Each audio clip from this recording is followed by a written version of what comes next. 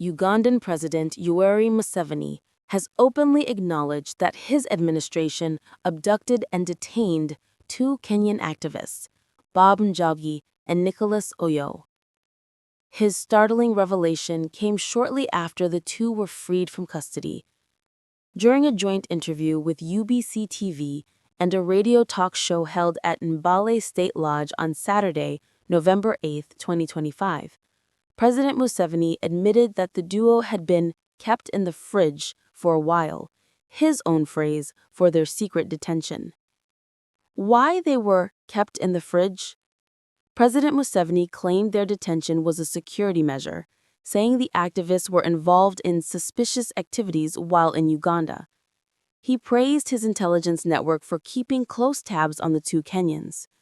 According to Museveni, Njagi and Oyoo were working as riot experts allegedly assisting Robert Kyangulani's Bobi Wine's opposition movement. They came here and were working with Kyangulani's team. They're specialists in riots, Museveni said. He went on to warn that Uganda will not tolerate chaos or foreign interference, emphasizing that the country's intelligence services acted swiftly. With our strong intelligence, we identified them and kept them in the fridge for some days, he added.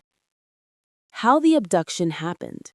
Reports indicate that Njagi and Nicholas Oyoo had traveled to Kampala to show solidarity with Bobi Wine, Uganda's opposition leader. On October 1, 2025, they were abducted near Kampala by armed men, disappearing without a trace. For 38 days, the two were held in secret detention, while both the Ugandan police and military repeatedly denied any knowledge of their whereabouts. On October 22, the UPDF even filed an affidavit rejecting claims that they were holding the activists. Diplomatic pressure and release. Their eventual release followed intense diplomatic efforts and public outrage across East Africa. The Kenyan and Ugandan governments engaged in high-level talks which finally led to their freedom. Kenya's Foreign Affairs Principal Secretary, Korir Singoi, confirmed that the activists were officially handed over to the Kenyan High Commission in Uganda. Reports from Amnesty International revealed that former President Uhuru Kenyatta played a key role, personally contacting General Muhoozi, Museveni's son and Chief of Defense Forces, to intervene. After weeks in captivity, the men were freed on Friday night, October 7th, and escorted through the Busia border back to Kenya.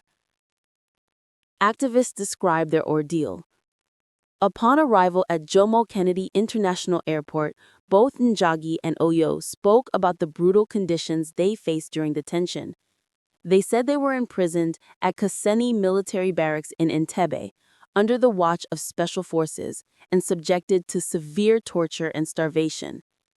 I went without food for 14 days. We were tortured, Njagi revealed, adding that at times they feared they would not survive. This shocking revelation by President Museveni has sparked renewed debate about human rights, political freedoms, and cross-border justice in East Africa. What's your take on this issue? Should governments be allowed to detain foreign activists in secret? Let us know your thoughts in the comment section below. Don't forget to like, share, and subscribe to stay updated on breaking political stories and human rights news across Africa.